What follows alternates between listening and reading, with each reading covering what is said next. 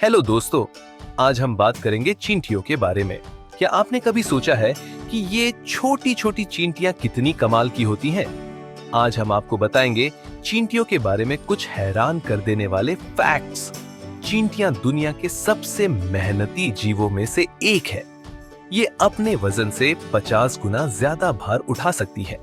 क्या आप जानते हैं चींटियों की कॉलोनी में हजारों से लेकर लाखों तक चींटियां होती हैं और इनका पूरा सिस्टम एकदम व्यवस्थित होता है।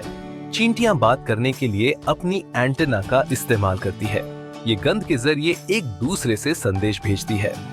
चींटियां 10 करोड़ साल से धरती पर हैं और डायनासोर के जमाने से अब तक जीवित हैं। चींटियों से हमें टीम वर्क और मेहनत का सबक मिलता है। अगर आपको यह वीडियो पसंद आया हो तो लाइक, शेयर और सब्सक्राइब करना न भूलें।